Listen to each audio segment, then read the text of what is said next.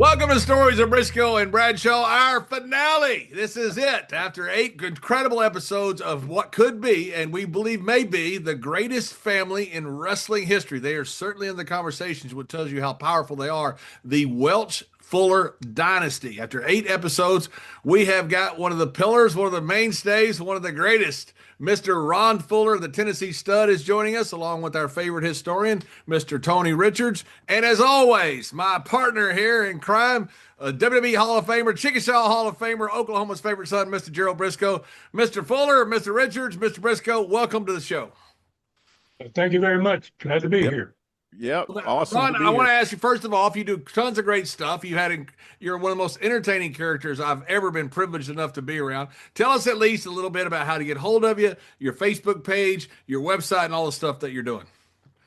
Well, I've got a website that I've had for about 8 years. It's tnstud.com. Pretty quick, pretty easy to remember.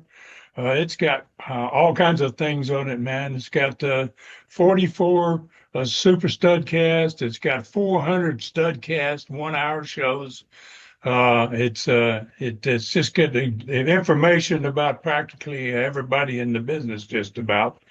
And also I got a book, man. And I wrote a book. It's not a wrestling book, but it's on my website, and there's a picture of it. Hold it up a little bit more. Hold it up a little bit. All right. There we go. A little bit more. Yeah, I've got that here somewhere in my library. Up a little bit more, Ron. All right. There we go. Yeah, we're going. It's Brutus. Awesome. Yeah, it's called Brutus, and it's a little different. It's a story about lion getting into the Smoky Mountains National Park, getting loose in the Smoky Mountain National Park. And I did that when I didn't have anything else to do. I spent a couple of years writing a book, and I had a dream about it. That's where it came from, and I have a YouTube page. It's at Southeastern Rewind, and that's about what I have going. And, hey, Ron, you know what you got going on is the best name ever, because like the Brisco cast or the Bradshaw cast, that don't sound very good. The Stud cast. Yeah. That sounds awesome. You've got us beat just by name. And Tony, you have the great newsletter and stuff. Tell us all about that right quick, and we'll get started. Yeah, I write a daily wrestling history newsletter called the Daily Chronicle. You can subscribe at my Substack page, the Pro Wrestling Time Tunnel, and we got a podcast we do every week on wrestling history. Right now in January, we're covering the existing territories of 1985, and you can check that out at our Substack page or anywhere you download your audio podcast. Come join us. I'm excited today because we've been on here talking for over 16 hours about this dude's family. And he's been cool with all of it, so I'm glad to hear from. We hope he still is. Yeah, I hope he still is. The Tennessee Stud here today. Yeah. Well, I've been listening, guys. And every episode, wow, it's just amazing. I found out things I never knew, and so I'm very pleased with what's gone on so far, and I'm happy to have an opportunity here toward the end to maybe kind of finish it up in a manner that I want to do today. A little bit of stuff. I'm going to tell some stories. I'm going to tell a lot of stories, and I'm pretty decent at that. So people say. A lot of people say I'm one of the best storytellers out there. So we'll find out a little bit about that part of it today, and I'll also be talking about my companies, my wrestling companies that I built during the course of my 18 years in the sport. Awesome. Well, Tony, let's get started. Sure. Well, the way we started out, and we kind of walked through this this last 8 episodes, and Ron, you tell us some other things and fill us in. But we started out by talking about Big Ed Welch, Roy's father. And you had a few stories about that, and also Virgil Hatfield, I think. Yeah, I sure do. In fact, I'd like to start out, if I could, throw the picture up. I know that you guys got pictures, and that's great. That's one of the parts I really enjoy about these podcasts that you do, and And if you can throw up that one with Herb and Lester and Roy on it, Yep, I that's would. one of my favorites right there. No knee pads, no arm pads, no nothing. Just There's the first three Welches right there, basically, and Wow. that's where it all got started. And I want to get them a plug on the very beginning here because I'm going to kind of bump and go past them for most of this whole thing. That's Herb on the left hand side there as you're looking at it, Lester, and then Roy on the right. You can kind of see Roy's hobbling a little bit. If you look, he's got one hip but down a little lower at this point. He's still wrestling at this point. I think that picture there was taken when I was 9 days old. I was at that match. Oh, You was wow. at 9 to wow. 9 days wow. old. My grandmother was holding me in the front row. Yeah. Yeah. 9 days old. So And I got my first match in 9 days. Wow. and as Did they you enjoy it? Huh? Did you enjoy it? Oh, well, I don't remember a whole lot of it, to be honest with you, No, at 9 days you can't remember. Come on, Ron. And through the 40s and the 50s, because of that hip injury, Herb really became the workhorse, right, Ron? Yeah. Oh, yeah. Yeah. He was doing it all, man. And he went on to be a tremendous trainer. We'll Yeah. talk a little bit about that as I go through here too. But you started off with Big Ed, and I got a Big Ed story. Okay. Great. Let's hear the big head. Big Ed came to Tennessee for a vacation. And for a vacation, or I don't know what he was there for. I never saw Big Ed but one time in my life. I was about 12 years old, and Roy took my brother and I to Texas for family reunion, and we found Big Ed. We found Big Ed on the side of the road in a fireworks shack. He was old, beat up, and wow, he just looked horrible. I was like, wow, Roy tried to talk him into going home, going back to Tennessee with us. No, he wouldn't do it. It's where he wanted to be.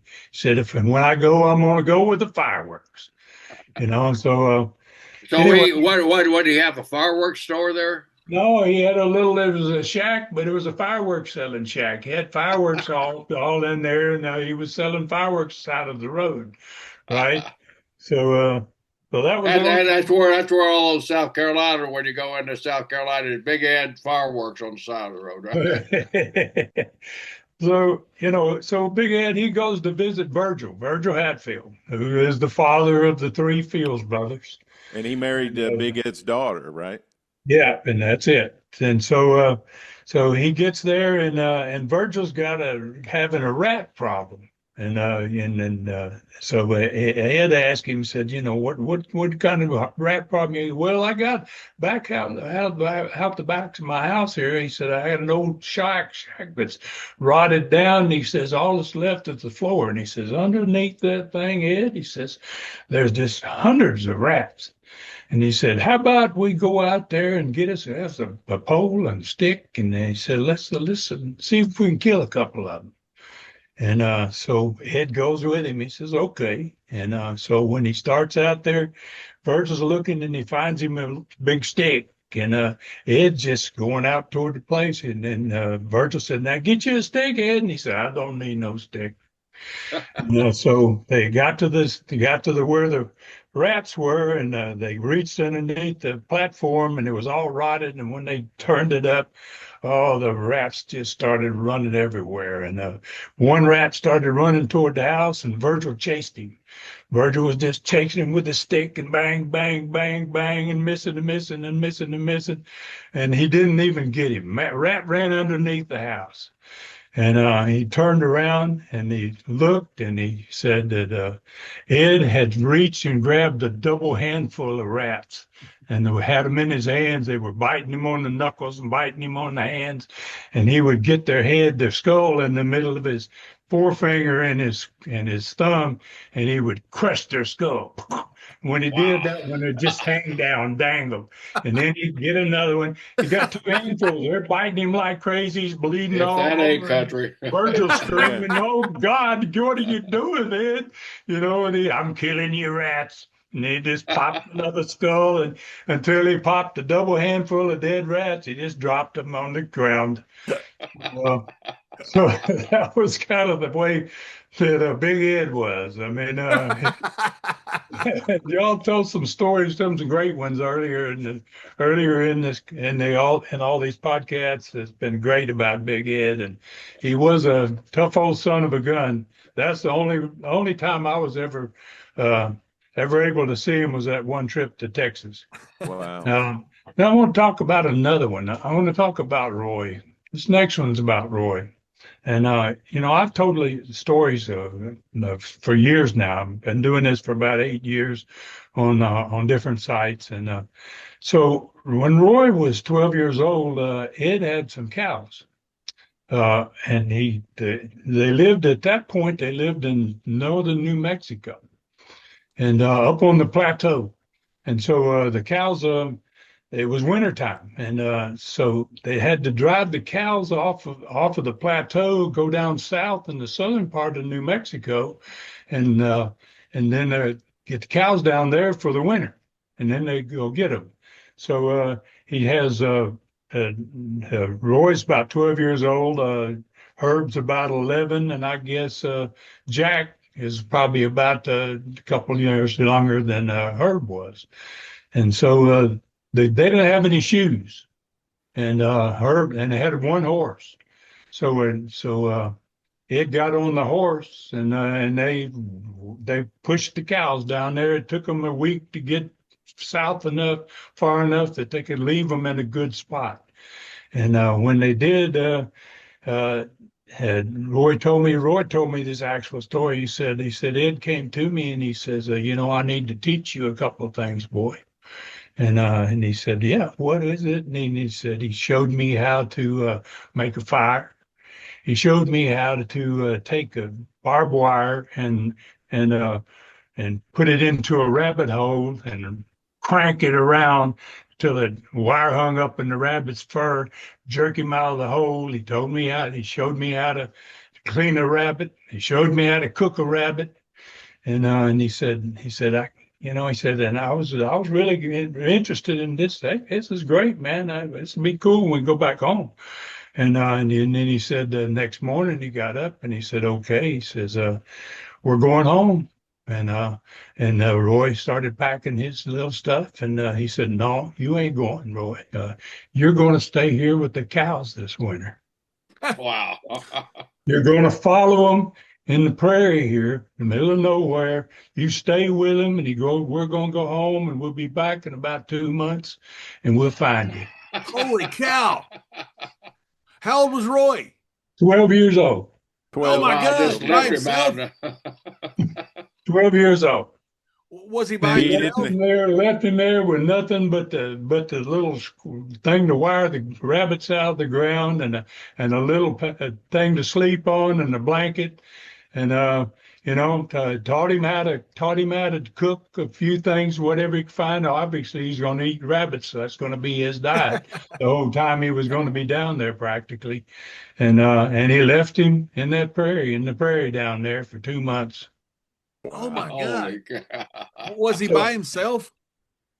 By himself with the At cows. 12 years Roy old. was with the cows. Yeah, 12 years old. He was 12 years old, left him with the cows, and the cows, he just followed the cows all day. He got up in the morning, wherever they went, he went. And, he sat there and then at night he got his little rabbit killed and ate his dinner and slept. And the next day followed the cows. And I can about only- 2 months I can- later, they found him. They came and found him. I And, can only then imagine. home. I can only imagine as they're driving away, Herb and Jack are going, well, I wonder what he's got in store for us. Yeah. He got Yeah, and Roy said on the way home now, they had no shoes. He said on the way home, he said they were walking down the path, and he said a big tarantula was sitting in the middle of the path, and he said Herb's on the horse. He didn't have to mind it. He said, and he saw the tarantula, and he jumped out of the way, and Jack jumped out of the path, and Herb was a year younger than Roy. He was 11 years old, and Roy said that Herb never slowed up. He came right straight. He said he raised his foot and he stomped his heel on that tarantula. just ground him into the ground. And barefooted. Yeah, barefooted. And they were saying, and even Ed was saying, "Hey, look out, look out!" And and Herb said, "That's just a spider." You guys all grew up in the South like I did. You know, back in the certain parts of the year, you could be out and on those country roads. You would see hundreds of those triathletes crossing the old roads out there. I mean, and it was a sight to see. Especially out there in that part of the country, man. Anyway, I'll tell you kind of how Roy treated Rob and Jimmy and I when we were little boys. We were probably from the age of maybe 12 years old to 15, and he had some Shetland ponies on the dairy there. And boy, we loved to ride the Shetlands, right? But he had one really mean one called Shorty. And so, so we'd get up every day and say, "Hey, can we ride the ponies today, right? The pony." "Oh yeah, sir, sure. Here we go. Come on, let's go." And he'd go out and saddle up Shorty, and he'd put us on the mean one. Then Shorty would buck you off. He wanted to kick you. He wanted to bite you. I mean, he'd come back to find you, knock you down with his head. I mean, it was like, and Roy just laughed real big. "Okay, it's your turn." To the next one, like, "No, we want to ride the easy ponies, the one that ain't gonna hurt us." "Oh, no, you got to ride this one. This is the one you need to learn to ride." And so it was, well, we had a little experiment with the horse and the little ponies, man. Kind of give you an idea of what Roy thought. He wanted to make us tough, I assume, just from the very beginning. I guess. Leave a 12-year-old out in the damn prairie. Man, he'd be in prison nowadays if he did something like that. Oh yeah. Or even strapped you on those Shorty, he'd go to jail over that. So let's go to Southeastern. Let's talk a little bit about my very first territory. Hey, Ron, before we go, what did you think about all this? I mean, is that like your grandfather you loved? You do anything for him? I mean, he's putting you on a crazy horse. Man, I always just appreciated to be around him. I mean, he was a great character, and everybody. He had a dairy, and it wasn't just his horse, the pony that was mean. Everything he had on the dairy was mean. He had roosters, he had pit bulls, he had it was like. And I remember one time I was with a guy he came to fix something that was broken, and he had bent over, and the rooster came flying by me and spurred him in the butt in the rear end, man. And the guy screamed, and he turned around and he was mad, and he just blurted out of his mouth, and he said, "There's not a dang thing on this farm that won't kill you here." Roger, did you know at that time that he was something special? I mean, he was not only a farmer, but he was a big businessman and a big professional wrestler. Did you realize the star status of your family at that time? Well, when I was really young like that, I knew that he was a wrestler, but he was never home very much. He was only spent about 2 days a week on the dairy. And then he spent his time in Nashville. He was going back to Nashville, and I didn't know anything about the wrestling business at that point. But later on, he got to where he was spending a little time with me, and I got to learn a few things about what he was doing. So let's talk about let me ask you this, Yeah. Ron, before we move on, and I want to set you up for you buying your first territory. But I'm interested about your grandmother too. I mean, she pretty much ran that dairy operation and all. Can you tell us a little bit what Bobby was like? Oh, Bobby was better than most men. Bobby, I'll tell you what, this is a pretty good story here. When Roy went to Ohio to wrestle in 1927, he left Bobby in New Mexico with her family, and she was pregnant with my dad. And Bobby got a job, and you know what the job she got? She got a job plowing with a mule. Oh, wow. A woman. Plowing with a mule pregnant every woman. day, all day, from daylight to dark. and she was such a tough lady that the day my dad was born, she started having pains, and she went into the house about 10 o'clock that morning. She had my dad, and she went back and plowed the Lester in the afternoon. Oh my Holy gosh. cow. That's how tough she was. I mean, Wow. she was mean, man. I She mean, was bad they, son of a gun. She they, ran the dairy with all those employees, maybe 30 employees. They were yes, ma'am, yes, ma'am. Oh boy, I I mean, bet. she had them under her thumb, man. She well, that's was. what I wanted to say. I mean, quite an operation there in Dyersburg and Yorkville, and the dairy, and then the wrestling operations over all these states. I mean, and your dad was influential, was starting the Gulf Coast territory and then going to Memphis and popping that town, and then leaving there and going to Phoenix and running that territory, and then going to Georgia and then Florida. I mean, this has all got to be in your blood. I mean, when you were in Florida, you weren't very old at all when you got West Palm Beach to promote, and then you promoted that huge spot show in Florida that was the biggest spot show that had Yeah, drawn. Vero Beach. Yeah, Vero Beach. I mean, so you're on a trip up north a little bit there in the Smoky Mountains, and you see this television show that's going on in Knoxville, and so you start getting ideas about buying this territory, right? I mean, it's just in your DNA to go in the territory business, isn't it? Yeah, basically, I mean, you moved I around with your went to dad from territory to territory. around I'd the country. also like to throw in there, how did you get West Palm Beach? Was it part of your dad's deal, or what was how did that work? That was with Dad and Eddie. That was with Dad and Eddie Graham. Oh, and they used to have They must have known, because those two were very astute businessmen. They must have known you had that business knowledge in you to give a young man like you a major town like that. And West Palm Beach was a major town. Oh yeah, it was a major town. It certainly was, and it was. They used to run there, and I don't know if you ever worked there in there, Jerry, but they worked in the teepee, a big old tent in West Palm, and the tent fell down. When I first came to Florida, that's where I worked. That's We where I worked in saw. the teepee, and they built the building. They built the West Palm Beach Auditorium, beautiful, about 8,000 seat building. Yeah. And So when they built the building, is that when your promotion started, or did you promote the teepee? no, I wasn't even there during the teepee days. I only went to Florida in 1970, in the fall of 1970. So And the teepee was all gone. The West Palm Beach Auditorium had already been built at that time. Yeah, well, they were actually still building it when I went in there, and I spent my first year in 1971 down there, working, making the trips, just being one of the boys.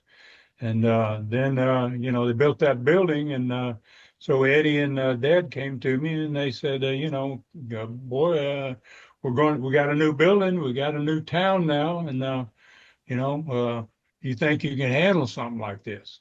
And heck, you're in the wrestling business, man. And especially since my dad and Roy were all promoters, and I had done everything. From building rings and setting up buildings to selling tickets I could do anything. I'd done it all my life at that point, up until in the early 20s. Now, And so somewhere in there, Ron, somewhere in there, you almost went in the real estate business, right? Yeah, in fact, I did. I did go in the real estate business for a little bit, and then I went into to building septic tanks. And the West Palm was a great area. It was growing like crazy, and the oil. I would have probably ended up in the real estate business or in the septic tank business, because everybody had to have septic tanks in that part of the country. So, and there were so many people coming in and flooding in that area. I was making $1,500 a week, along with my wrestling, selling septic tanks until the oil embargo. Remember 73 and the oil embargo hit, man. Right. When they left all the ships were all sitting out there in the water and with the oil on them, and they couldn't bring them in. And it was So that's how I ended up taking the job. I got offered the job about that time, and the oil embargo was coming. I would have probably ended up not ever being a wrestler, maybe in real estate. No telling what. So they came to me, Dad and Eddie, and they offered me the job. Said, "What do you think, boy? Can you do this?" And I said, "Well, I've been doing it, hadn't I, Dad? For 10, 15 years. Yeah, I think I could probably do this." And then So after you get some success there in West Palm, and then you promote those successful spot show towns, that gives you the confidence to think about owning your own yeah, town, yeah. right? Yeah, and so after about 5 years without a vacation, I took my two sons, two little boys, and my wife, and I said we're going to go to Smoky Mountains. I've never been there. I want to go to Smoky Mountains. We went to the Smoky Mountains and hung out there, and then I went the night before we were leaving to come back to Florida, about 6 o'clock in the afternoon on a Saturday. I turned on the TV, and there was the worst wrestling show I had ever seen. Who was promoting that worst wrestling show you ever seen? Oh, I'm telling you, man, it was John Kazana, wasn't it? John Kazana. John Kazana. And it was the worst you've ever seen. It was so bad that they had a commentator, and the commentator. You could tell he wanted to be the star of the show. So he just kept running his mouth all the time. And it was and it was a redneck area. It was in the mountains, right? So, he was just constantly, and then he got to every time a guy would throw a punch and he goes, "There it is, another warp your head off hole, another warp your head off hole, and another one, and another one." I was like, whoa, my goodness, man. I mean, there was no background. There was only 30 people in the studio, maybe. It was like, oh, they had no set. It was like, I was like, wow, this, and I was in Florida. I'd been in Florida for 5 years, one of the best television setups in the country, in the world. And now I'm looking at this, and I said, gee, who owns this? This is beautiful country up here. Heck, I'm going to check and find out who owns this. I'm going to buy this town. Maybe I can start my own company here, start my own territory. And that's how I got started with Southeastern, 1974. And then you wait a minute. ahead, Did you keep the warp your head commentator? Oh, but let me go ahead and cover that since you brought it up. So the very first thing I figured out once I started my company is and I never did due diligence. I had never bought anything, like a territory, and I didn't ask the proper questions about, well, why is this guy the commentator, and why is this, and why is that, and so I made some mistakes, and then I found out once I bought the territory that the television station only had a signal that went out 40 miles from Knoxville. I wanted to run a territory, right? Well, I can't run a territory with one TV station and then you go 40 miles. How many towns can you run within 40 miles of Knoxville, right? So I made a big mistake there because I didn't check the TV. In fact, I found out I wanted to fire the walk your head off guy, but he happened to be a big wheel with that channel. That's why he got the job, right? Yeah. So now I'm stuck with that. I'm stuck with this TV. I mean, it's like, wow, it was a horrible, horrible way to start my business. Well, then you found I'm pretty sure you're going to bring this up. I'm pretty sure you're going to bring this up, Tony, about me finding out about the booking, paying the booking fee. I didn't even know that there was a booking fee paid to the Nashville office when I bought the territory. Because the wrestlers you had were coming from the Nashville office, from Goulas Welch, right? Right. So you found out your grandfather was supplying your talent, and there was a fee, and you weren't sure what that was all about, so you called him up, right? That's right. I called up my granddad, and I hadn't talked to him in years. It'd been a long time since I'd even talked to him or seen him, and I told him, I said, I bought this town over here, and I said, and I had no idea that what is this booking fee? I had never heard of the booking fee, right? What is this booking fee? And he says, well, boy, he says, we send the wrestlers over there, and he said, and we get paid 10% of the gross amount of the gate for providing the wrestlers, and he says, and and I said, I'm not going to do that. and he got that was he went silent on the other end of the phone, and then he says, "Oh yeah, boy," he says, "You're going to do that." If you won't tell it, you're going to do that. He says, "You're going to do that," and so he got to telling me the story. Then he says, "Now, how much was the booking fee, Ron? Do you recall? 10%, 10%, okay. 10% off the top of the gross." 10% of the gross. So you're paying the boys at the night of the show, and you're sending a 10% fee, right? Oh yes. Wow. I got to pay the boys too, right? And then I got to send the 10% on top of that to Nashville to Nick and Roy. So he says, "Oh yeah, you're going to do that, boy." And I said, "No." I said,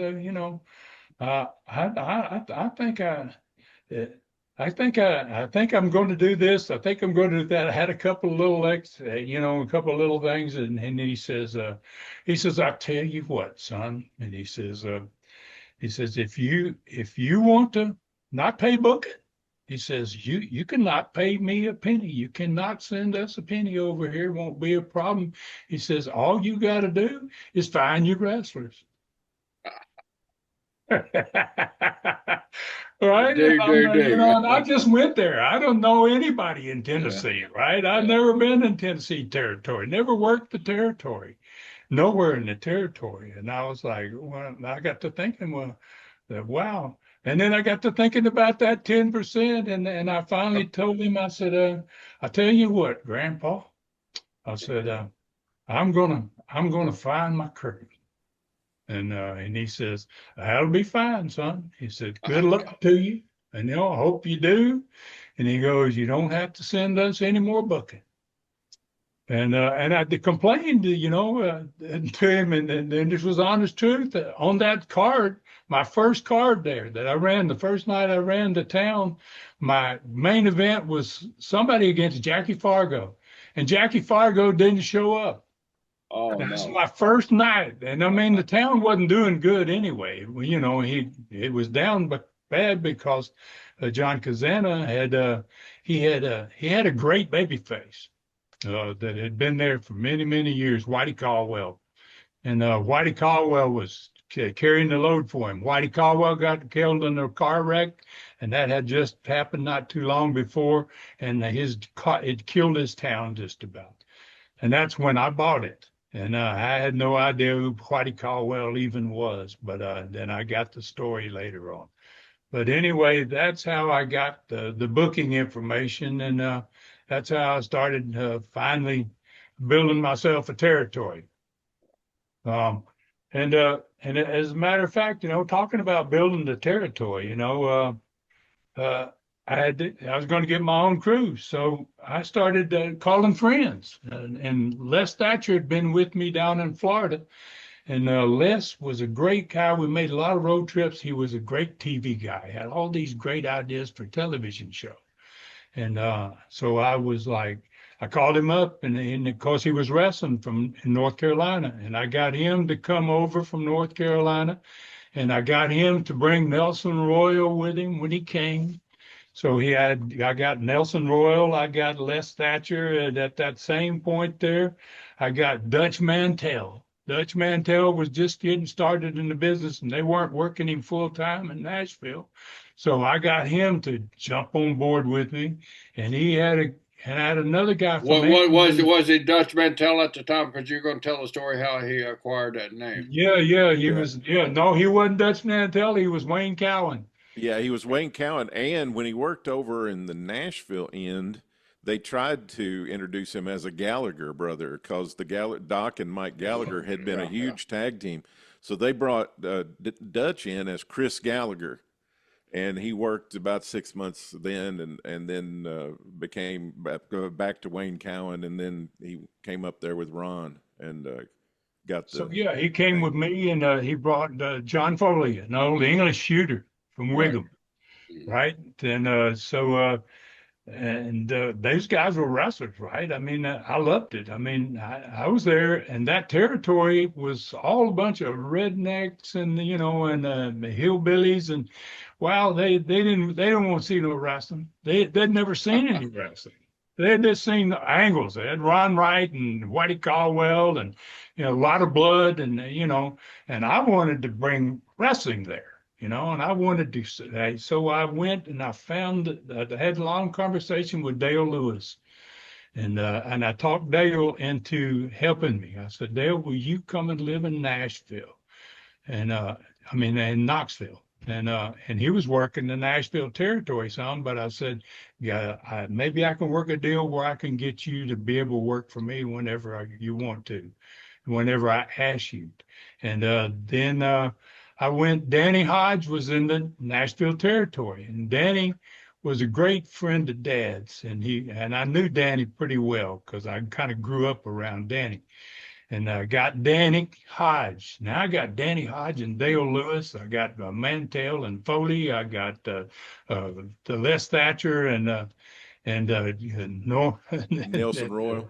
and Nelson Royal, and then all of a sudden, and Ron Wright has been there for years. He is Knoxville wrestling. He's East Tennessee wrestling. Period. I mean, and him and Whitey Caldwell were really, really close.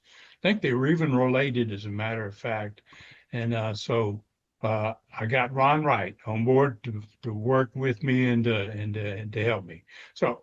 But within 6 months, did any of these guys leave their granddad to come to work for you, and was there heat there? They didn't leave. They didn't leave the territory. They just had an arrangement through me and me talking to Roy.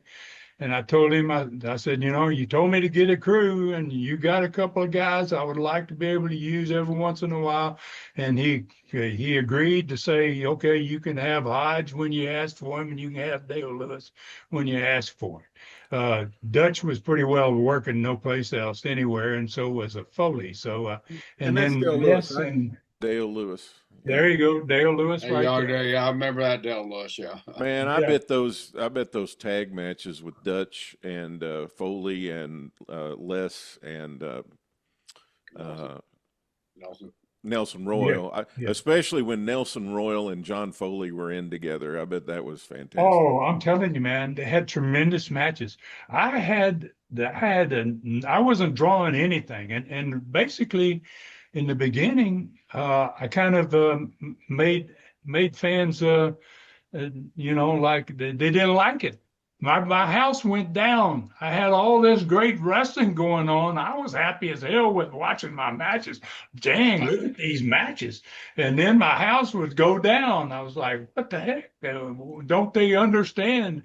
So I had to reprogram. Too fast of a style change. That's it. And I had to reprogram the people. So my very first idea was, as I told Dale Lewis, I said, Dale, and Dale's a great shooter. Dale was a great wrestler, man. And he was NCAA wrestling champion. Yes, he was, and he had the perfect mentality to wrestle marks. And I said, Dale, I want you not to ever wrestle on TV. You don't have to wrestle on TV. I said, I want you to wear a suit every week. And I went to the bank and I got $1,000 bill, and I went and put it on the lapel of his suit. And I told him what to do in the first interview he did.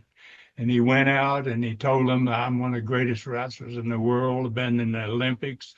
And he says, and I've seen this wrestling here. And he says, it sucks. It's bad. It's terrible. It's horrible. He just right out in the open. And he says, this is $1,000 right here on the lapel of my suit. And he goes, and I hear people screaming that it's all fake and phony. And he says, "Oh," says, "I tell you what," he said, "I'm going to wrestle whoever they want me to wrestle every time I come here." But he says, "Then I'm going to wrestle anybody out there in the crowd that wants to find out what a real wrestler is all about." And there's where I started growing my town, changing the perspective, changing everybody's concept of what a wrestler was about and You what know, wrestling was about. You know what that reminds me of, Ron? It reminds me of your dad taking over Memphis and telling all the fans not to come There you back, go. you know, Yeah. and then doing that, guy wrestling the crowd, getting it. There you go. I mean, it Yeah. was the same thing. I basically was sending them home. I didn't do it on purpose, but I was sending them back home. And I thought when I went there, I said, and I saw the first matches, and the crowd was a bunch of hillbillies and rednecks, and I asked John Kazana. I said, John, why are you in this building here? The building was out in the park, and very small, didn't have any air conditioning or anything. Had a beautiful Coliseum downtown. I said, "Why aren't you in the Coliseum, man?" And he goes, "Oh no, Ron, that's too big a building." And he says, "These people ain't going to go there. They don't, because it's highfalutin. It's they don't like that type of living and that type of stuff." So he says, "No, you need to stay away from that. Don't ever try that Coliseum." And oh wow, I'm thinking, man, that's where I'm headed. That's what I'm doing here. I didn't come here to run Chilhowie Park. I came here to run that big building there, Yeah, right? right. So my concept was totally different, and so I got Dale going, and he's wrestling the marks, and it's just business is starting to finally come around a little bit, because once they saw what he could do with an actual person that didn't know anything about wrestling, and Dale was so perfect, he'd be so nice to him, he never hurt anybody, and he would just pin him and then pin him and pin him, and so that Danny comes to work. Danny's working on some of my cards for me too, Danny Hodge. And in this building, he had an upstairs where the dressing room was, and you look down on the ring, and the crowd was upstairs and downstairs. But Danny's standing with me one night, side back by me, and Dale is wrestling a mark in the ring down there, and the mark, Dale pushes the guy back into the ropes, and when he does, the guy tries to stick his fingers in Dale's eyes. He Oh, pokes his finger for his eyes, right? And he misses it, and Dale just goes on. Dale don't get excited. He don't get mad. He don't get angry. I mean, he's doing exactly what I hoped he was going to do, you know. And then he backed the guy into the rope again, and boy, God got it again the second time. And Danny's standing up there with me, and he screams down so loud, and there's not a lot of crowd noise going on. They're not cheering or anything. And he goes, "What are you going to do to him, Dale? Kill him!" Right? And I'm going, "Oh, no, no, no, Danny, no, no, no, don't do that. Don't do that." Right? And, Dale was perfect, man. He keeps calm and everything. And he gets the guy, pushes him into the turnbuckle. And the guy takes a swing at him. Oh, Danny goes, "Oh, that's it." And Danny says, "I'm coming down there." And he takes off down the stairs to the ring, and I'm like, "No, Danny, no, no, please, please." And Danny gets down there, and Dale's standing up. At this point, he's taking the guy down, and the guy's kind of slow to get up, and Dale looks down there, and Danny's pounding on the apron of the ring, and he's screaming, and he says, "You better stomp him in the head, or I'm coming in there after you, Dale." I'm like, "Oh no, Danny, please." And the guy's laying there, and boy, Dale didn't want none of Danny. No. So he had no choice. Nobody did. Basically, he just walked over, and I mean, he stomped this guy in the face. I'm like, oh my God, here goes my town, man. Lawsuit, yeah. First lawsuit in wrestling. And that, of course, is Danny Hodge. Yeah. Oh yeah, but Danny, I'm talking about Danny. Let me give you a couple of deals Danny did for me. Danny was so good. I love Danny Hodge, man. He was so great. Um, he would come on TV, and I would get him. You ever seen him do? I know you've seen this, Jerry. Him squeeze the apple. Oh yes, 100 Yeah. times. You know, yeah. Come on the TV. I had him come on the TV, and I had Les pitch him an apple. You know, and it was, you know, Danny had never been seen much on that television or anything, and they threw him an apple, and he caught it in his hand, and he did that old, he just squeezed it, and the juice run out of it, and it was like, oh, nobody could do that, right? What human can do that, right? I mean, it's like, that's so impressive. Just to squeeze an apple was a big deal, right? Ron, I saw him squeeze apples. I saw him squeeze the flowers. I saw him take a steel belted tire when they first came out and play it like an accordion. And oh yeah, people so just flip. about the pliers, okay? So he used to do the apple for me about 4 or 5 weeks in a row. That's would pitch him the apple. He'd crush the apple. Then one day we had no apple. And I asked him, I said, you know, Danny, we got no apples here today, man. I mean, what else can you do? And he said, get me some pliers. And so I said, do you know what pliers? Like a you know, a carpenter has? Yeah, give me a pair of pliers, right? So I went to the guy that was a maintenance guy at the television station. Had a brand new set of steel wire pliers. In fact, I said, you got any pliers? Oh yeah, I got a brand new set, man. He showed it to me. He was so proud. He said, I said, can I borrow these? And he goes, yeah, why? And I said, you'll see. And so I went, I had Les give Danny the wire pliers, right? And they didn't belong to me. They belonged to the television station's guy. And Danny trapped those wire pliers, and I mean, he broke the handles out of those steel wire pliers. And I heard that guy in the back of the studio. He was watching on the monitor. Oh, no, my wife. Somebody. I was like, oh gosh. So we had some really good times with that crew, man. That first crew that I had was really kind of special for me, man. Talking about Dutch, right?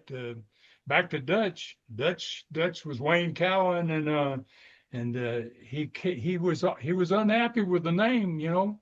And he told me one night, he said, I want to run on, I need another name. I need a good name. And my dad came to the matches that night. My dad saw Dutch. He had the little hair, the fuzzy hair, and it reminded him of Dutch Mantell. And Dutch came to sit down and talk to Dad. I saw him talking over there in the corner, and all of a sudden Dutch is on fire. He's like, "Wow, that's great, that's great." And you know, and I said, "What's the deal, Dutch?" And he goes, "Your dad." He says, "He turned me on to a name. He's got my name. He's got the name for me, Dutch Mantell. Dutch Mantell." That's where Dutch Mantell got his name. My dad gave him that name. And Dutch became Dutch Mantell. I had always wondered, Ron, if there was a connection between the Dutch Mantell, because he managed me for a while, and the original Dutch Mantell. What a great story. Explain to him what the original Dutch Mantell was all about, and what he was, and the shooter that he was, and how tough he was. And I had Dutch walking on air, man. He said, "My gosh, I'm Dutch Mantell," right? So that's how he got to be Dutch Mantell. Was the original deceased at that time, or has it already passed? Oh yeah, I would say, I don't know. Do you know, Tony, about he died in 1941. Yeah. He actually, here's how impactful he was. He died in 1941, and Amarillo had no wrestling until 1945 after he passed. He was that old. Jeez, man. Yeah, Wow. he was that. Gosh. He was the Whitey Caldwell of that area. You know, I mean, people loved him. He had been a heel in the early days, but then he became very involved in the community. He and Cal Farley, and they gave back in the community, and all that concept, you know, filtered down to Doc Sarpolis, and then that filtered down to Eddie Graham, and then that's the way Florida was built, was on that same community-oriented, you know, give back. Yeah, And Shooter too. Yeah. And Shooter too, you know, and obviously you had a whole lot of that in that concept too. I have a story about Dutch and Roy. Okay, and my granddad told me this story himself too on a trip to Memphis one time, and he said the original Dutch. He said Dutch. Dutch came to me and he said, "This is after he had broke Roy's ribs and he broke his wrist and he'd done everything to try to get rid of him. And then he came to him, he said, you know, and Roy said, you know, he got to where he liked me. And he said, he came to me and he said, I've got a match. I'm going to have a shoot in Houston, Texas. And I want you to go with me and watch my back. And then what was going on is Houston had two promoters in the same town. So the promoters got themselves together. They kept warring with each other, and you know, they weren't going to make it, either one of them. And they got together and they said, "Here's what. Why don't you get you a shooter? I'll get me a shooter, and we'll put our shooters into a match." No, wow. And whoever wins that match wins Houston. Wow. They become the Houston promoter. And that's where Dutch came to Roy and he said, I got to go to Houston. And he said, and I want you to go with me to watch my back. And Wow. And Dutch Mantell was wealthy. Dutch had, That looks like the new Dutch right there. I love that picture right there, man. I mean, that says neither one of the about Dutches were good looking. Yeah, that says everything about Dutch. So, and Roy said that Dutch was a millionaire. He had a lot of money. He had a Model T Ford, and this was early in the 1920s. And he said that they took the Model Ford from Amarillo to Houston. And they said they had to take wire pliers because he said the road, you couldn't find road all the way. There wasn't roads that take you all the way. And he said you go as far as you could on the road, then they would cut people's fences and drive across their property and find another road. They just kept heading south toward Houston, right? And he said when they got there, he said when they went to have the shoot, they said that they went to the ring. Dutch and him went to the ring. And Dutch had told him, he said, I want you to stand, he had the big accent, he said, I want you to stand on ground behind me, watch my back. And so he got in the ring first, the other shooter got in, the other shooter had an entourage. He had like 5 guys. So Dutch. Who was the other shooter? I can't remember his name. I mean, Roy, I'm sure told me his name, but I couldn't remember his name. But the other guy was a shooter too. So, but he had an entourage. And so Roy said, well, hey, you standing there looking, and there's 5 guys in there and with another guy, and he goes, geez, I don't know what the heck we're going to do here, right? And so the guys got out on the floor on the corner over there on the other side. And they said that they rang the bell. And Dutch was a boxer before he was ever a wrestler. When he left Holland, he was going to come to America. He messed up and he got on a ship that took him to Australia. Yeah, this is a true story. Just like our Dutch. On the wrong ship, and he ended up just like your Dutch, yeah, instead of America, right? Yeah. And he met a guy that was a big boxing guy and a wrestling guy that's how he learned to box, to wrestle and box. The guy taught him to box too, so he could fight too. So in the match, Roy said, "Hey, Ron, that's a hell of a mistake. I mean, you're going for America. That's worse than Columbus thinking he's an Indian." Yeah, I mean, you can't get much further away, right? No, Going the wrong place. So anyway, he says that he watched the match, and he said the guy pushed Dutch back into the ropes, and they clean break, went back. So then he said the Dutch got the guy and pushed the guy back into the ropes. And when Dutch started to break, the guy took a swing at him. And Roy said Dutch hit him right underneath the eye. Man, out of nowhere, man. And the guy went down, pow, on his face first. And he said when he rolled over, his eyeball was hanging down the side of his face. He had broke that bone underneath his eye, and his eyeball fell out. And it got him up on his feet. They got him up on his feet. And when they did, the guy got sick. Because, you know, you got one eye that's looking at the mat, and you got the other eye that's looking at the Dutch, right? And so he said, obviously, the shoot's over. I mean, but it didn't last 2 minutes, right? And so he said they put a towel over his eye, and they got him out of the ring, and they walked him back to the dressing room. And he said him and Dutch started to go to the dressing room, and Dutch says, Dutch gets down halfway to the dressing room, and he says, no. He says, go follow me. And he started going toward the guy's dressing room. And he walked across the back of the building, and he went into the guy's dressing room who had knocked his eye out. And the guy, Roy said the guy was sitting on a stool. He had the towel over his eye. And as soon as he saw Dutch, he was, oh gosh, no, like, you know, and then Roy said that Dutch kind of got right up in his face, and he says, you know, it's a good thing you quit, because I was already looking at that other eye. That's great. That's great. That's a badass.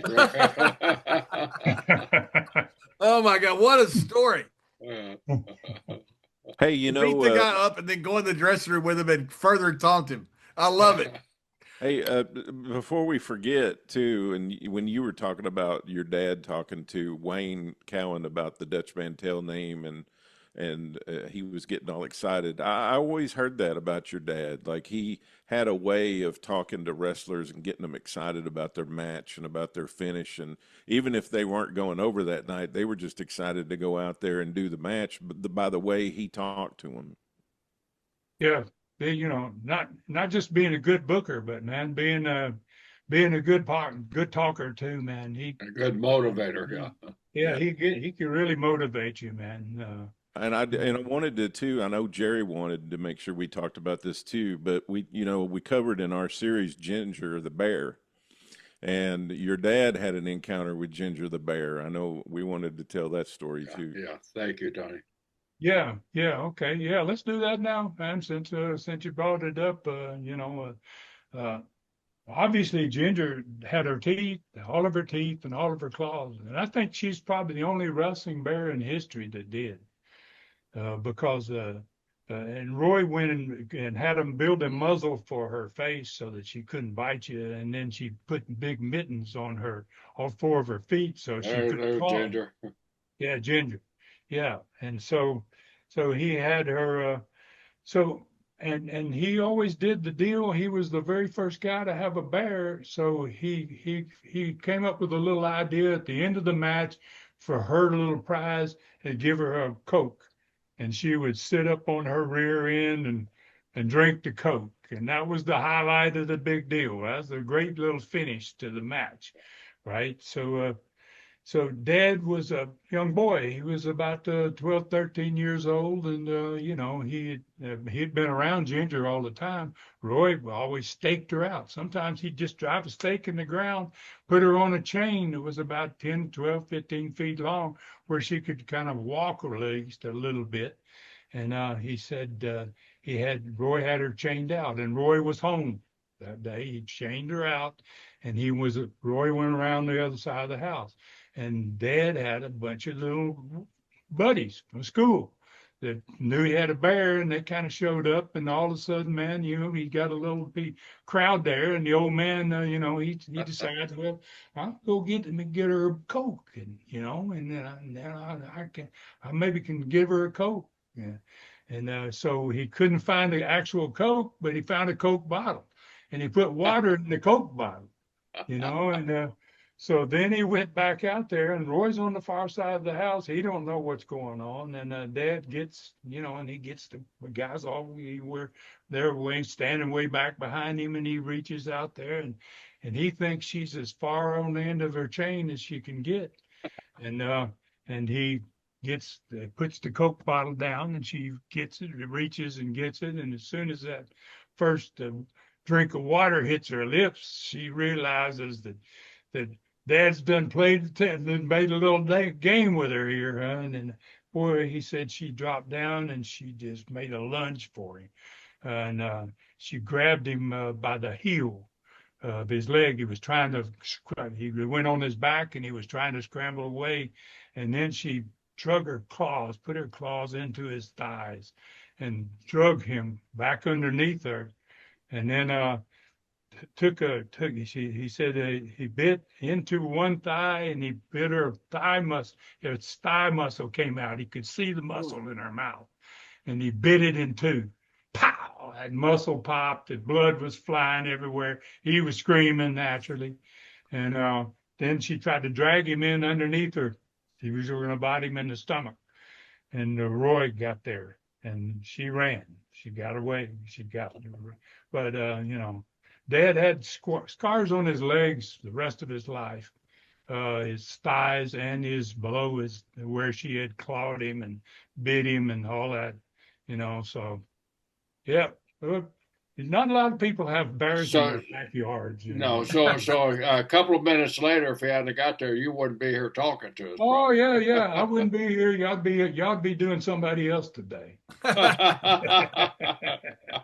You know what? It's always one thing I wanted to bring up today, Ron, is, you went in there in October of '74. You bought the Knoxville town. You talked to Roy about the booking. You're starting to build your own crew. You kind of talked about that.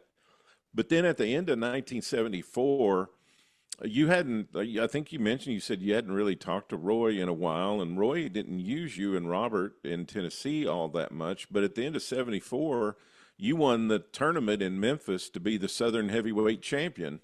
And for half the year of '75, you and Robert and your dad at times, you guys really carried the territory because Lawler was in Georgia. He had been sent out, and he'd been punished. He'd been punished, and Jackie Fargo really wasn't on top at that time. They were using him in Birmingham, but they used you on top in Memphis, and I think you worked Memphis and Louisville there with the Southern title, and then you'd go back to Knoxville and work your town the rest of the week. But how'd that all happen where all of a sudden you're the number one heel in Tennessee all across the whole state? Well, that's a great story. When I went to Knoxville, I was planning on making money. I'd been in Florida and working on top. Been the Southern champion, the Florida champion. I was doing good, and now all of a sudden I got my own town, but my town ain't making me any money. I'm not making a living anymore, right? And it was difficult, and so I was wondering, how am I going to make it? This was early 1975. It was right before 1975. I ran 4 shows, and I lost $500. Besides the $500 each Friday night, I had to pay Kazana. So I lost an additional $500 to the crowd, right? And I had to dig in my pocket just to pay the guys. I didn't have enough money. It was a bad deal, right? I was in a pretty bad situation, and I had Gerald call me up out of nowhere. And I hardly even knew Jerry at this point. I had never worked the Tennessee territory. And he says, Vaughn, he goes, would you be interested in working Memphis for me? And he goes, I want to make you my champion. And I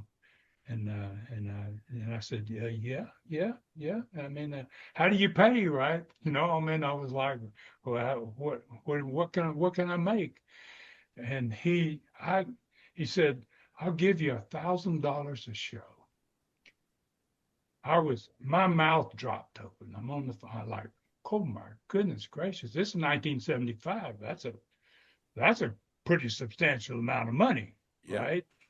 So I said, yeah, Jerry. I said, but I got a territory and I got to work it. I can only work for you on Monday nights. I can't do your TV because I got my own TV to do.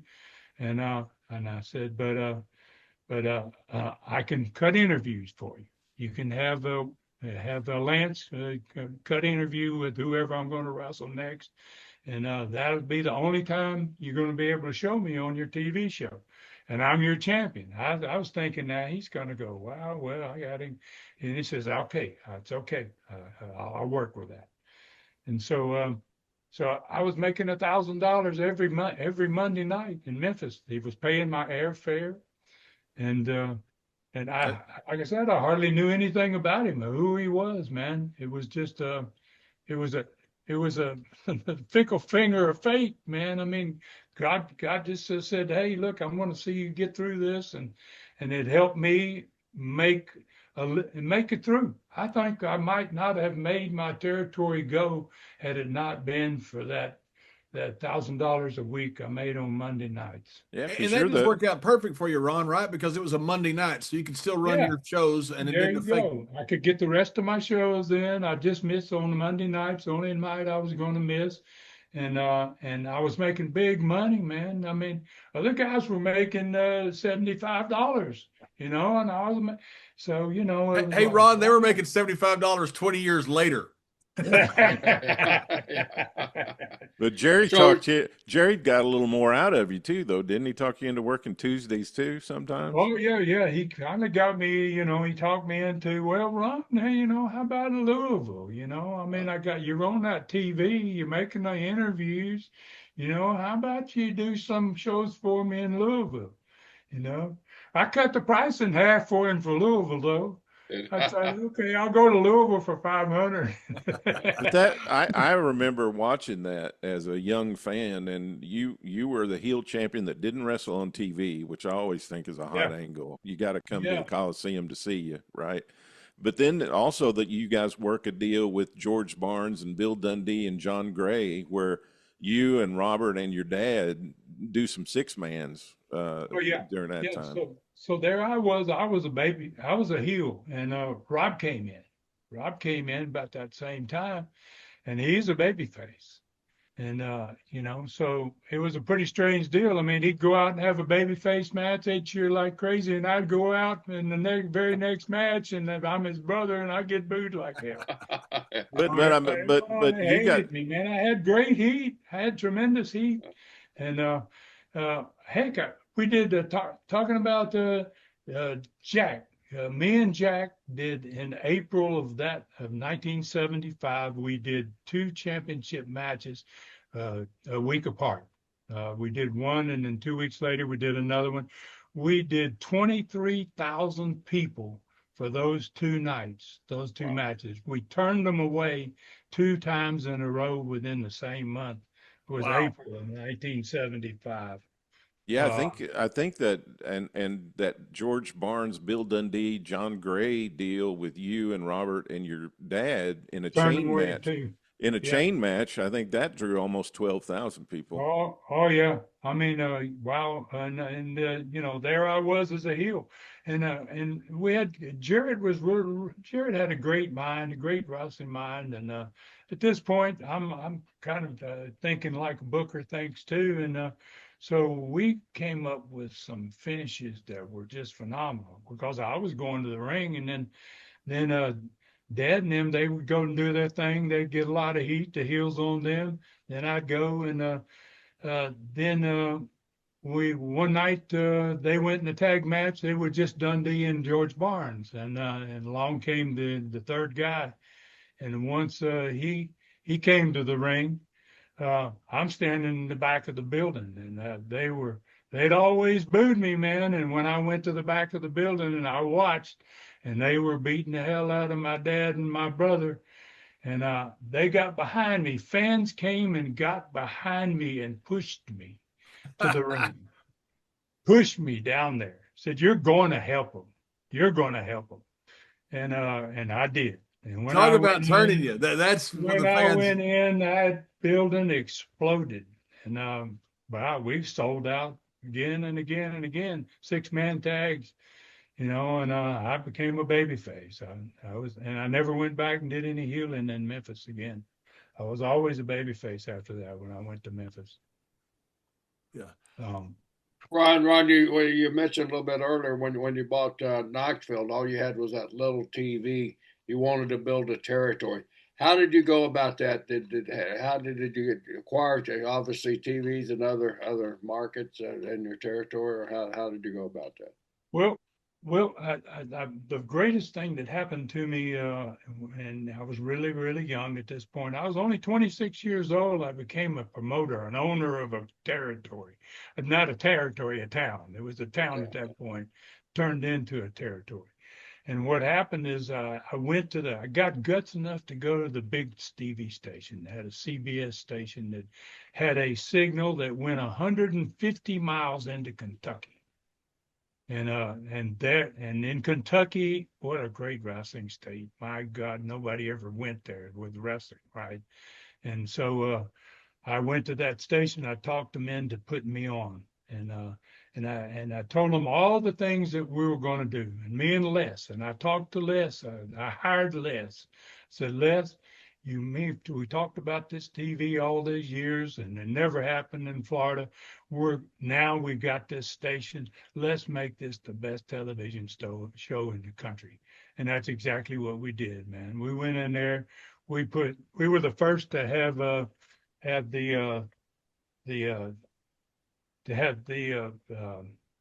personality profile. The replays, instant replays. Instant replays. We had split screen.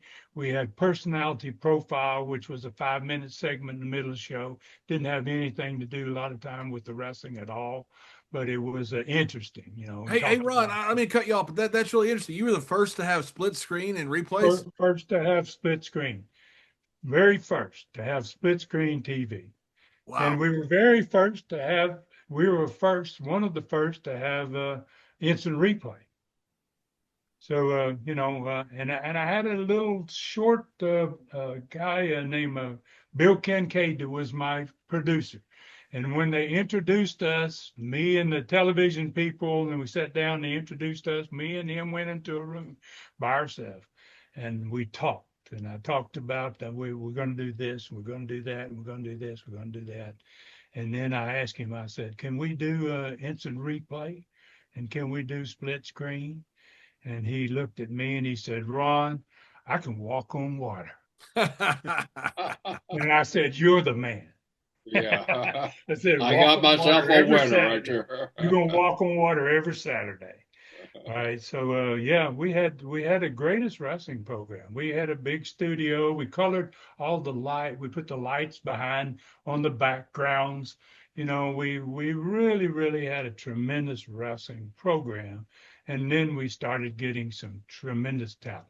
I mean, guys liked to work there, and it was easy. You never had a trip. You never was home, but you were always home before midnight, every night of the week. You never had a trip in which you didn't get home by midnight. And playoffs were good. Territory was on fire. All those Kentucky towns, they were heat was just unbelievable in that part of the country up there. I'll tell you a real quick story about Ron Wright. Ron Wright had all that heat. He'd been there for many, many years, and he just got hotter as we got bringing in better and better talent. I usually have him manage somebody, and he had an airplane, and we went to. Dad called me up, and he used to bother me, and he said, Ron, he goes, I've always wanted to work in Harlan, Kentucky. And I said, oh, Dad, what do you know about Harlan, Kentucky? I just heard about that town. I just want to work a match in Harlan, Kentucky. So I said, well, come over here next weekend. I booked him in Harlan, me and him in Harlan in a tag match. And so he comes over, and we're driving into Harlan, and he's just well, I can't hardly wait to see this match. And it was Mongolian Stomper and Dick Steinborn against me and him. Ron Wright was the manager. And so we get the match on TV. We had a match on TV that day, and the same two guys had grabbed me and they hurt my arm on TV, right? And so when we got to the town that night, Dad went over and he found them, and he got with Dick, who liked to work high spots too, and he got all this high spots set up for the match. And he told me, he says, we got to the ring and we got ready to start the match. I wanted to start, and he said, "No, no, no, no! I got a whole bunch of high spots. Let me do my high spots." And I said, "No, no, I'll just let them get me and get a little heat real quick and give you a tag, and then you can get your stuff in." Oh, he wouldn't. He was upset, but he let me do it. And they grabbed me, took me down in their corner, started stomping the arm that they heard on TV, and there was it. We had a riot. We had a riot in the first 30 seconds of the match. They started coming in the ring. They're coming in the ring from all sides, man. They're just pouring into the ring. And the Dad screaming at the top of his lungs, "I ain't done my high spots yet. I ain't done my spots." Yeah. He'd never been. He came to Harlan. He'd gone, made the trip, the whole deal. And he did get his high spots. spots in. And now here it's a riot, right? And so that night, when Ron Wright ends up in the ring, a policeman jumped in the ring. He took his gun out of his holster, and there was a Steinborn in the corner, and he had his hands on the top ropes, and the policeman had the gun stuffed into his stomach. The barrel of his gun was in Dick's stomach, and and I was screaming, "No, no, no, no, no, Dick, no, don't move, don't move." And Dick reached down there and he slapped the gun, and it went out in the crowd. And then Ron Wright and the Stomper, as soon as the gun went flying out in the crowd, that was it, man. They were gone. He was gone. Yeah. The old man's in the middle of the ring. He's looking at me. He's just Still wanting to do the high spot. oh man. He says, "I'm never coming back to one of your towns." That's great. That night, this is how much heat they had in Kentucky, how these people were. Ron Wright flew his airplane in there. He chopped the wheels down at the end of the runway. And so the next day, we came to the town, and Ron's getting over here. He was always a great guy that was eager to talk and everything. And he's sitting over kind of with his head down in the corner, and I'll go to him. "So what's the matter, Ron?" And he goes, "Oh, Ron, I got to tell you, Ron, my story." He says, last night, in Harlan there," he goes, "I took my plane," and he says, "I chopped their wheels and everything, and I went to the match." And he said, "I come back after we had that riot," and he said, I couldn't see my plane. My plane was gone." And I said, "Well, what do you mean your plane was gone?" He goes, "Well, you know how these mountains they are. The airport's sit up on top of the mountain." He said, "They pushed my plane, Ron, off the mountain, and it was down there burning. Holy cow. They burned up my airplane." I was like, "Are you kidding me, man? You're joking, right?" "No, they burned my airplane, man." Wasn't leaving town, man. Now, this is Ron here, right? That's Ron Wright. Yeah. Ron Wright, when he's dressed up. That's actually in the last territory I ran, USA Wrestling. He was a manager for Mongolian Stomper and several other wrestlers. Wow, what a heat-getting guy he was, man. He and his brother Don. Ron They and were Don great. Wright. They were great, man. That's Ron. Now, Ron, you had mentioned in your notes, where wrestlers have a habit of loading up their cars, with four guys, and you mentioned a car fight. Tell us a little bit about what you're talking about. Oh, yeah. Well, I guess a couple of episodes or so ago, Tony mentioned the fact, we had how many guys? There was 4 wrestlers on the card back in the 30s, and that you might as well, they all went in the same car, right? And so I got a So couple of thoughts. so kayfabe was thrown out the window even back in the 30s. Yeah. Oh, yeah. Yeah. This is kind of a story of exactly how that could happen. And what would happen, and I don't know. I don't know if y'all. Well, you probably might remember this, Jerry. Uh, when gas was like 25 cents a gallon, Oh yeah, and yeah, remember, you used to go in if you filled up your car, they gave you a dozen plates sometimes. They yeah. gave you They prize, right? gave you little trinkets to get you to Yeah, fill up. little Yeah. trinkets, whatever, as a, because you filled your car up, right? I And got some glasses over there in my collection from Citgo there you Gas that go, from offered. one of those stations, right? Jerry So, still asks for glasses. Yeah, so, I do. Something so, for you with the so, cost of gas. Roy and Herb's in the front seat of the car, and they got the two heels in the back seat of the car, right? And they're going to the town, and somehow the guy in the back seat that's sitting behind Roy's driving, and Herb's over there riding on passenger side. And somehow this guy in the back seat, uh, for whatever reason, he's so stupid, I guess, he reached up there and he slapped Roy in the side of the head, right? They were arguing about something. And and Roy just went, he just climbed up the ceiling, got his feet on the roof and just went straight over in the back seat. And Herb just slid right over and took the wheel, right? Because this must have happened a whole bunch of times, right? Holy cow! They had a system, man. Now Yeah, that that's gets it wow. going. And then what he did is he gets the guy on the floorboard on his back. Well, there you go. He's going nowhere, right? And then he reached up there and he started taking those plates and he's smashing them in his face one at a time. Bang, bang, bang. Love that.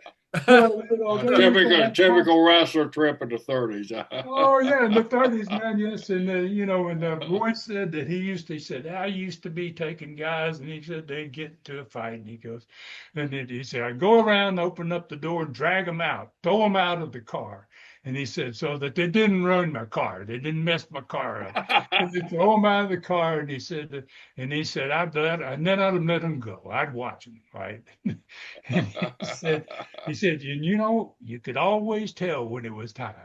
When they was ready to quit. And he said, all I'd have to do is go, time! And, and drop their hands and all get back in the car. That's sitting there side by side, both bleeding. I mean, they got to the town, already had a fight. I mean, it's another day and time back in those days, for sure. For sure. 77, you get the things going down there in Knoxville and Southeastern. 75 is a good year, 76 and 77. And you do this big angle called the blockbusting angle. Yeah. Oh my, and crazy. This is crazy. Usually the bookers come to people when they have ideas, and in this case, we had such a good dressing room and situation, and everybody was so happy and so just into the territory. And the territory was on fire, just selling out constantly. And so they, the two big heels, Joe LeDuc, if you can imagine, Joe LeDuc as a baby face. Wow. And Mongolian Stomper was his nemesis. That was his guy that was after him. And those two guys came to me and Rob, and on TV, early in the morning one day, and they laid out this angle they wanted to do. They wanted to take blocks and put them on each other's head and break them with the steel sledgehammer, right? So, and we both, me and Rob, looked at each other and we said, "Are you guys nuts? What is wrong with y'all?" Right? And they go, "No, no, no, no. Because what we'll do is, the Stomper says, George is my manager, and he says, I'll have George break the block on my head, and he says, then when Joe's going to try then to break the block on his head, he goes, I'm going to take the sledgehammer away from George, and I'm going to hit him in the head with the sledgehammer. And I was like, oh, guys, please, are you serious? Kill somebody. They would, yeah. I said, yeah, one of you guys are going to get hurt big time, Somebody's going to. No, they just insisted. Let us do it. Let us do it. So the first one went great. I mean, with Stomper sat down there, and George put the block, and it was a regular concrete block on his head. He had a sledgehammer, and they had practiced it. They'd only practiced it one time, right? Really? And the secret was you put the concrete block into the oven and you cook that block till the block got hard. And then when you hit it, you didn't have to hit it so hard. So they told me that's why we want to do it, because we know nobody's gonna get hurt in one of those deals. So Stomper sat down in the middle of the ring, and George behind him. He brings the sledgehammer, and that thing goes perfect. Wow, he smashes it. It drives him down into the ring. I was like, wow, geez, that had to hurt him, man. I didn't think he was going to get up, but he got up and he shook it off, and bang, he was good. Then George goes to the microphone and he says, okay, Joe LeDuc, can you do it? Right. And so that's the deal. The next week, audience, can you imagine the audience, right? People see this and they talk about it. We put a camera with a slow-mo on it sitting on the apron of the ring to take the shot. And when they got ready to do the block, instead of the regular concrete block that they had put on Archie's head, on the Stomper's head, they took one of those cornerstone blocks that was half again bigger and heavier. Joe's block was bigger, right? Then obviously I looked at it when I got there. I said, what's that block doing? Well, that's going to be Joe's block. Oh, no. I said, no, geez, you're going to, no. Oh, and they got to do the angle. They just insisted. And bang, he sat down there, and then George is in the ring, and Stomper's in the ring over in the corner, out of the way. He's not doing anything. And George gets ready to do the deal, and then Stomper goes over and grabs his sledgehammer and shoves him out of the way, and bow. And Joe went down on his back at first, and then he sat straight up on his rear end. I thought, wow, he survived it. Look, he's alive. Yeah, he's alive. It didn't kill him. And then he went straight back, gone, passed out. We took an hour to get the ambulance and get him out of the ring, and it's a TV, right? Yeah. There you go. Wow. There's all of it right there. And Joe's neck never was the same after that. No, Joe, it really, really affected. Joe was in the hospital for a week. Holy cow. Yeah, that's something I would like Ron Simmons to do to you, John. That's right. Yeah. You're right. Right. Yeah. Let's sell tickets to it, though. Yeah. Yeah. Well, I hope so. Yeah. What an angle. The angle's unreal. So the angle is fantastic. Joe's legitimately didn't work for 2 months. Yeah, I was paying him exactly what he would have made if he had worked the towns. That was Joe was always, Ron, don't give me. And I said, bull, man, what you did for me and and the territory, it was already on fire. And when you do something like that, you really got something big. So when Joe came back, he didn't say what he was going to do, but he had his own idea. He had a double-bladed axe, and that was his gimmick. He was a lumberjack, right? Yeah, he had this double-bladed axe. I'd never seen him bring his axe to TV. And the first day he came back, and he was going to get in the ring with the Stomper, he brought this. We lost him for a minute. Oh, wow. Hopefully he comes back. In the meantime, I'll put up the Ringside magazine here. Yeah. That's got a Yeah. great photo of it. Yeah, I played a rib on Joe here. Joe was a dear friend of mine. We got this lake out here, and then, I live in Florida, so there's gators crawling around there. So we got in from a town about 2 o'clock in the morning. We're wasted. Joe said, "I want to ride your jet ski." And I said, "Joe, there's gators. I don't care out there." So he gets on the jet ski. It's one of those stand up when the jet skis first come out. So Joe didn't have any balance at all, so he went out and I hit it, Joe, and he hit it. Next thing I hear is this big splash. Joe's in the damn water. I could hear him holler. Jack looked at me. I hope a gator didn't get him. And we don't hear from Joe. All of a sudden, we look over the side over about 100 yards away. Here comes Joe up, trudging out of that water. Looks like one of those sea creatures from the with the moss on top of his head. But a gator didn't get him, man. Thank goodness for the gator. The gator, he would have killed the damn gator. Gary, this is one of the dumbest things I've ever heard of. It's got to be, man. I think you and Ron would have done good with you. Yeah, I think we would have done well. I ain't giving Ron nothing. Might have helped you. I told Ron one time we're working against each other. I said, "Duck the clothesline, hit me with the football tackle." He hit me like he was playing at Florida State. And the Orange Bowl. I thought he had broke me in half. And I said, "Ron, if I ever call football tackle again, please ignore it. Ignore that I said. Do not ever do that again." He was so freaking strong. Cool. Hey, and Ron, here's what you're talking about. This is from Ringside Magazine. This is this is a picture. Yeah. This has got to be one of the dumbest things I've ever seen. Oh, yeah, no rib. I mean, these guys are crazy. To do that. Can you believe one to do that? And no. The deal was they were already selling out. They were already bleeding every damn week, and selling out everywhere we went. And I was like, well, it's a little overkill, man, literally. We don't need to be breaking blocks on your head. You could have been accomplice to a murder right there on live. Yeah, no kidding. That's right.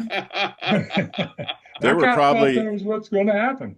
There were probably guys going on the job site breaking blocks over each other's head. Oh, I hope you put the disclaimer, do not try this at home.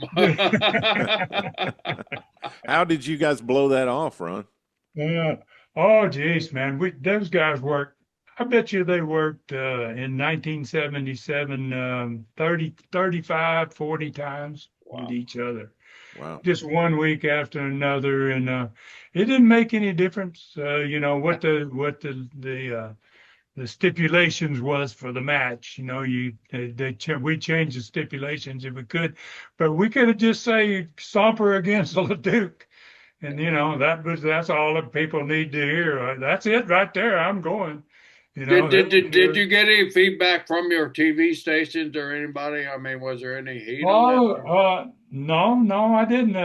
Thank goodness there was no blood involved in it. If there had been blood involved in it, I think that would have been a really, really bad deal.